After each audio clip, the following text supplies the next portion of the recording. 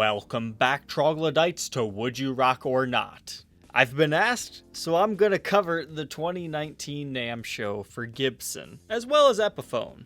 After not being at Namm at all last year and going to the Consumer Electronics show, we finally see them return. They're under new management now. Things are looking completely different than they were a few years ago.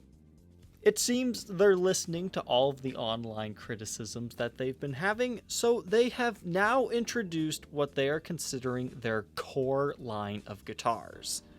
They're ditching the whole model year system. These are always going to be available, and they really go back to their heritage from the 50s and 60s. So you're going to start seeing these things hit the stores around May or June. But until then, we're still kind of in the Henry J era. So the three big main kickers here are the 50s Les Paul Standard and the 60s Les Paul Standard, as well as the P90 pickup version of them. These are essentially replacing the traditional, because the traditional was just a standard but with standard specs. It was just really confusing always. A lot of people, including myself, we didn't really like traditionals that much because there's something about the title standard. So our 50 standards, they'll have your 59 neck feel. There's no more chambering to the standard, which is beautiful. They say it's solid body, and they're coming stock with the Burstbucker 1 and 2 pickups. Now the 60 standard, it's very similar to that, except for you'll have reflector knobs and Grover tuners instead of the Klusons, and obviously the thinner 60s neck profile. And then there's the P90 version. So those are the big three that are just making people lose their minds in happiness and overjoyed, telling Gibson thank you for doing that. But what else are they doing? Well, we have the return of the Les Paul Special wraparound with a TV yellow finish with the nice fat 50s neck, as well as the SG Junior and SG Special. I actually reviewed one of the SG Specials, not knowing it was part of a core series or anything. But a lot of people are really happy about those because it's been a long time since we've had a proper spec Special or Junior from outside of the custom shop. The next big thing are the SGs. They've reissued the 61 SGs in 3 different variations. You have the most popular stop-tail version, the sideways trem unit, as well as the Lyre Maestro tremolo unit.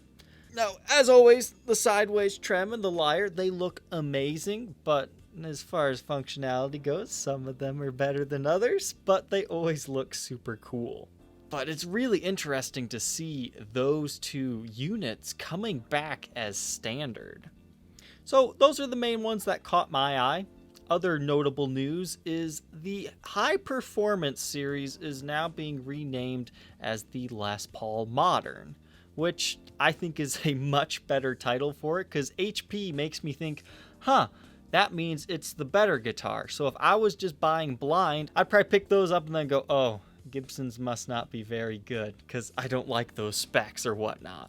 So these guys are where all the coil tapping and phase splitting and inverting and all that other good stuff is going to be. All that other core series stuff, no more fancy electronics to them. But this Les Paul Modern's going to have that contoured heel joint. And in my opinion, they have the ugliest knobs ever, and they really need to put the poker chip back on these things.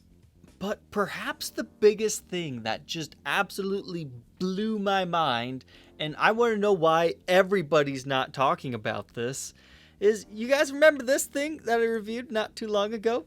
It's called the Double Cut Junior. It's got that one P90 with the wraptail piece. They're doing it again, but as a special. So that means you have everything the same, except for they're going to give you a neck P90 as well as the 3-way toggle switch. I saw them post this on the Gibson website, but then they took it down. But that's probably the next thing that I'm most excited about, and something that's kind of interesting to take note on. If you go to eBay, there's people that'll part guitars out like the Stratosphere. The DC Juniors are now shipping with varied body routes. So you're no longer going to have just that one single route like we saw when I tore that one apart. Now every single one appears to be coming routed for that neck pickup. So that means you don't even have to buy a DC Special in order to put a neck pickup if you buy a later made DC Junior. I think that might become an interesting topic because a lot of people love the DC Junior because it was very minimally routed. So future collectible value, if you have one of the original runs, they might become more desirable and maybe even raise in price. But on top of that, they made a base version out of it too, which I think is just awesome. It looks the same, but base format, single pickup, looking good. A few other cool guitars that they're making now. It's a 275. They've got some really nice flame tops to them. There's also two notable Firebirds from the show. Personally, my favorite one is the one that was gold with the black stripe down the center. I think Gibson had it on their Instagram account. And then there's also a blue one with silver. Doesn't do much for me, but some people might not like this gold one. As far as the historic lineup goes, the biggest thing there is, well, they moved the Les Paul script logo slightly higher to make it more historically correct.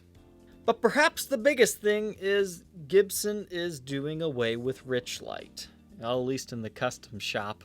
But from what I've read, it seems like we're just going to see Richlight disappear, which is kind of a good and a bad thing. I've had tons of Richlight guitars, and honestly, they're just as good as ebony. There's just kind of a mental stigmatism against it because it's not the traditional tone wood that you're expecting.